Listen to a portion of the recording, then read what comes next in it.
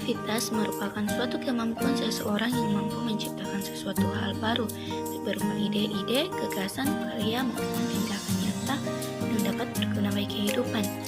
Nah, di sini dijelaskan bahwa kreativitas merupakan suatu kemampuan seseorang untuk menciptakan hal-hal yang baru atau sesuatu yang berbeda dari sebelumnya, baik itu berupa produk atau kerajinan tangan ataupun ide atau inspirasi yang muncul dari pikiran seseorang yang dapat menyelesaikan suatu masalah dan juga dapat berguna bagi kehidupan.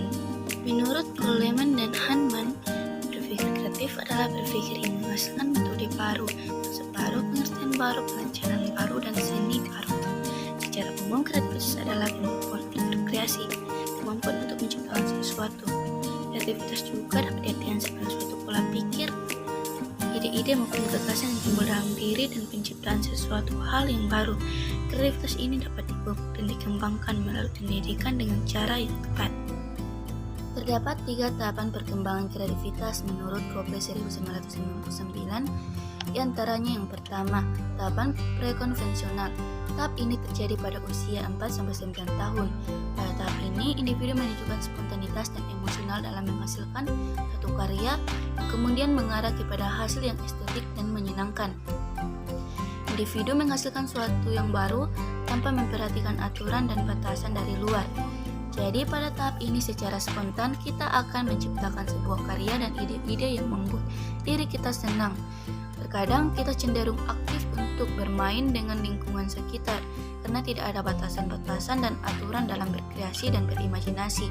Dan pada level prekonvensional ini merupakan perkembangan moral anak yang terjadi pada usia 4-9 tahun atau sebelum memasuki usia sekolah dasar hingga kelas 3 sekolah dasar. Nah, pada level ini seseorang anak akan secara aktif melakukan kegiatan fisik yang menurutnya baik bagi dirinya, maka ia akan terus melakukan perilaku tersebut.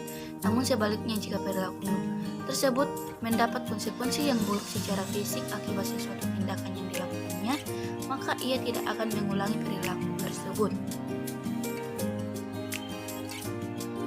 Yang kedua adalah tahap konvensional. Tahap ini berlangsung pada usia 9-12 tahun. Pada tahap ini kemampuan berpikir seseorang dibatasi oleh aturan-aturan yang ada sehingga karya yang dihasilkan menjadi kaku. Selain itu, pada tahap ini kemampuan kritis dan evaluatif juga berkembang. Dapat kita lihat contoh di mana seseorang anak diberi tanggung jawab untuk membereskan rumah sendiri. Hal tersebut bertujuan untuk melatih seseorang anak agar dapat berpikir kreatif dan evaluatif. Di samping itu, tentu saja ada aturan-aturan atau batasan. Di saat ada masalah yang dihadapi, seorang anak akan mulai mencari permasalahan dan mencari jalan keluar agar permasalahan tersebut terpecahkan.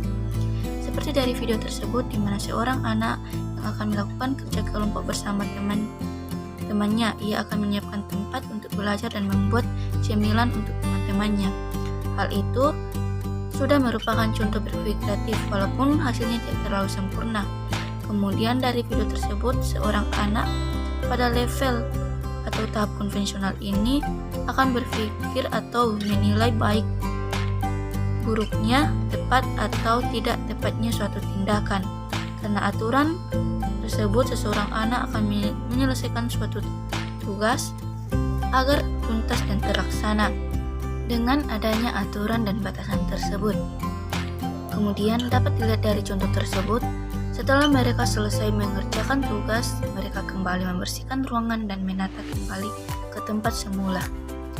Nah, itulah salah satu contoh berpikir kreatif dari tahap konvensional ini. Ketiga adalah tahap postkonvensional. Tahap ini berlangsung pada usia 12 tahun hingga dewasa. Pada tahap ini, individu sudah mampu menghasilkan karya-karya baru yang telah disesuaikan dengan batasan-batasan eksternal dan nilai-nilai konvensional yang ada di lingkungan. Pada tahap ini merupakan puncak dari berpikir kreatif, di mana individu sudah mampu menghasilkan karya-karya baru baik itu berupa material atau non-material, di mana hal tersebut disesuaikan dengan batasan eksternal dan nilai-nilai konvensional yang ada di lingkungan. Salah satu contoh konkret dari tahap ini dapat kita lihat di mana 2 orang anak yang berjalan menuju tempat les musik.